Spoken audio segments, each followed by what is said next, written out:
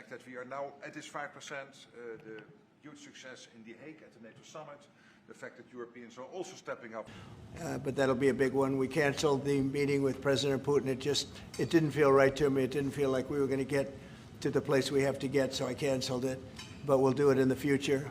But next week we'll be with many of you in those locations that I told you. Then it's back to Washington. So South Korea and Japan. In South Korea, I'll be meeting with President.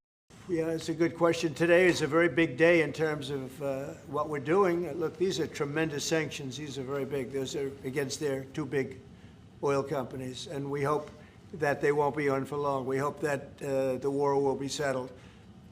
We just answered having to do with the various forms of missiles and everything else that we're looking at, but we don't think that's going to be necessary. We would like to see them just take the line that has been formed over quite a long period of time and go and let's go home. Last week they had almost 8,000 soldiers killed. Many Russians were killed last week. Many Ukrainians were killed last week. We think it's ridiculous and would like to have it end. Why is it? Middle East. And Mark, as you know, we did the Middle East plus 7, so we did 7. Push Putin to the Well, I don't know that they will. I think that they'll certainly have an impact. They're massive sanctions. It's sanctions on oil. The two biggest oil companies, among the biggest in the world, but they're Russian. They do a lot of oil. And hopefully it'll push, hopefully he'll become reasonable, and hopefully Zelensky will be reasonable too. You know, it takes two to tango, as they say, and we're going to find out. They hate each other. These two people hate each other. You know that better than anybody, and it makes it more difficult than it should be. We have a very good relationship, but that'll be a big one. We canceled the meeting with President Putin. I just felt it was time. We've waited a long time. I thought that we'd go long before the Middle East.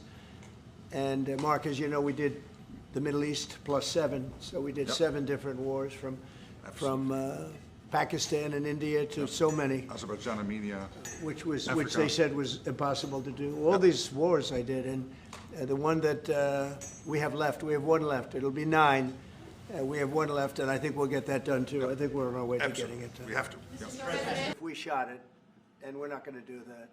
But there is a tremendous... Well, the problem with the Tomahawk that a lot of people don't know, it'll take a minimum of 6 months, usually a year, to learn how to use them. They're highly complex. So the only way a Tomahawk is going to be shot is if we shot it, and we're not going to do that. But there is a tremendous learning curve with the Tomahawk. It's a very powerful weapon, very accurate weapon, and maybe that's what makes it so complex. But it will take a year. It takes a year of intense training to learn how to use it. And we know how to use it, and we're not going to be teaching other people. It's too far out into the future. Yes.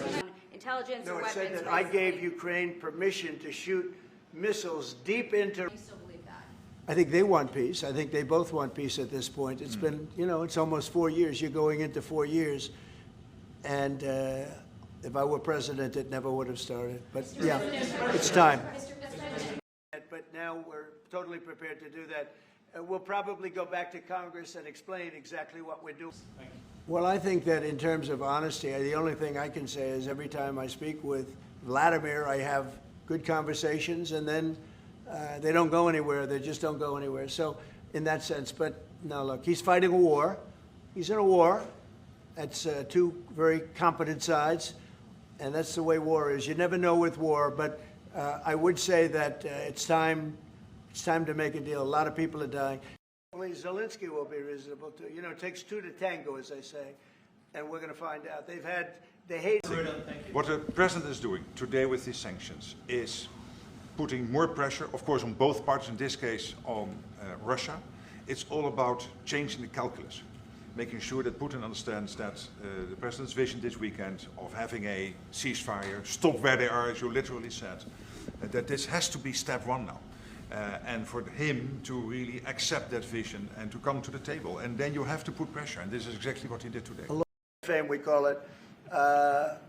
Biden is the worst president we've ever had. I always felt that way. I always felt he wanted to. When I was in my first term, I was very close to him, relatively speaking. It was harder because of the Russia hoax. But I would talk to President Putin about Ukraine, and it was the apple of his eye. I'd say it was the apple of his eye, but it would have never happened. He knew the consequences were too great. When we had a rigged election and all of a sudden I wasn't there, he said, wow. I think he looked at Afghanistan, how horribly that was handled, so stupidly. And I think that really gave him a little additional, incentive. I always felt he wanted the whole thing, not a piece of it. But I think now he's willing to negotiate a little bit further, and I think he's willing to make a deal. We'll see. Mr. President, We don't want him. We don't want him to have the whole thing. Mr. President. And now we're taking in hundreds of billions and even trillions of dollars. If this country